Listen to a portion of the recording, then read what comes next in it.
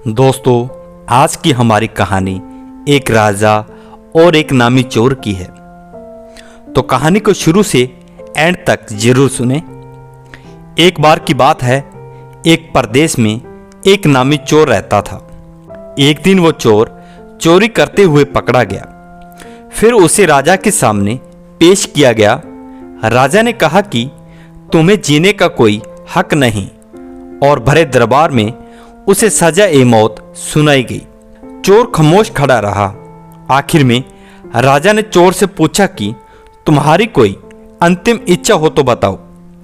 चोर ने सिर झुकाकर राजा से कहा कि हजूर, माई बाप गुस्ताखी माफ हो तो एक बात अर्ज करूं। राजा ने कहा, बोलो। चोर ने कहा, राजन, मैं चोर हूं, मैं पकड़ा भी गया हूं और अब मुझे फांसी की सजा भी हो चुकी है। राजा ने कहा, साफ साफ कहो, कहना क्या चाहते हो। चोर ने कहना शुरू किया, राजन, मुझे इस बात का अफसोस रहेगा कि मैं घोड़े को उड़ाने की विद्या जानता हूं। मैं चाहता था कि कोई दूसरा उस विद्या को काश सीख पाता, लेकिन अफसोस कि मेरी मौत की सजा के साथ ही ये विद्या इस धरती से लुप्त हो जाएगी। मेरे बाद फिर कोई घोड़े को उड़ाने की विद्या के सच से रूबरू नहीं हो पाएगा। राजा ने कहा, क्या कह रहे हो? क्या तुम सचमुच घोड़े को हवा में उड़ाने की विद्या जानते हो? मैं तुम्हारी बात पर यकीन नहीं कर सकता। तुम झूठ बोल रहे हो, तुम्हें मरना ही होगा।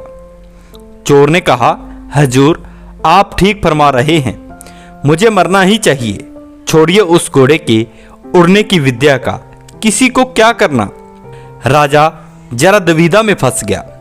राजा को दुविधा में फंसे देख महामंत्री, मंत्री, सेनापति सब ने कहा, राजन, इस चोर की बातों में मत आइए, इसे फांसी दे दीजिए।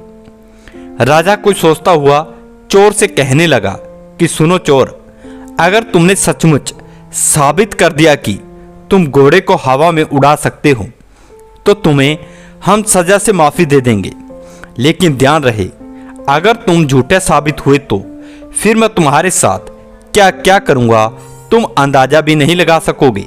चोर ने दोनों हाथ जोड़कर कहा, राजन, आप मुझे साल भर का समय दें, साथ में एक घोड़ा और घोड़े की अच्छी खुराक के लिए कुछ धन दें। साल भर में मैं घोड़े को उड़ना सिखा दूंगा और फिर आप जो चाहे फैसला करें।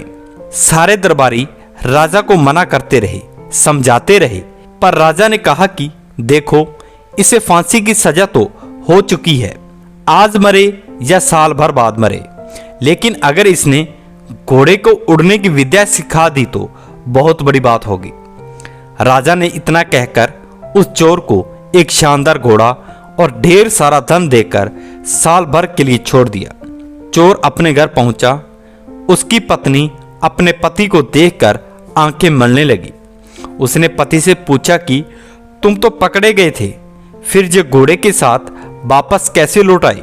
चोर ने पूरी कहानी सुनाई और कहा कि अब साल भर तुम मौज करो, इतना धन साथ लाया हूं। चोर की पत्नी हैरान थी। उसने कहा कि तुम वहां भी झूठ बोल आए। अरे, घोड़े कहीं उड़ते हैं और साल भर बाद क्या करोगे, कैसे बचोगे? चोर ने कहा, मरने को तो आज ही मर जाता, लेकिन साल भर के लिए मौज की मोहलत मिल गई। ये मेरी किस्मत है। अब साल भर बाद तो कुछ भी हो सकता है। तू क्यों सोच रही है कि फांसी ही होगी? मैं चोर हूं, मेरा काम है उम्मीद और किस्मत के भरोसे रहना। हो सकता है साल भर बाद राजा भूल जाए कि उसने मुझे सजा दी थी। हो सकता है साल भर बाद राजा ही ना रहे और मैं बच जाऊं। हो सकता है साल भर बाद राजा का दिल पसी जाए और मुझे फांसी की सजा पर फिर से विचार कर ले। कुछ भी हो सकता है बागवान। ये तो राजा को सोचना था कि घोड़े नहीं उड़ते, पर राजा विवेक, न्याय और तर्क से दूर है। मैं उम्मीद और किस्मत से दूर नहीं हो सकता। बागवान, ध्यान से सुन। कौन जानता है, क्या पता साल भर बाद घोड़ा सचमुच उड़ने ही लगे। उम्मीद बहुत बड़ी चीज है और उम्मीद पर ही दुनिया कायम है। तो दोस्तों, ये थी कहानी एक चोर और एक राजा की। कहानी आपको कैसी लगी कमेंट बॉक्स में हमें ज़रूर बताएं। अच्छी लगी हो तो चैनल को सब्सक्राइब करके बेल आइकन के बटन को प्रेस जरूर कर दें। धन्यवाद।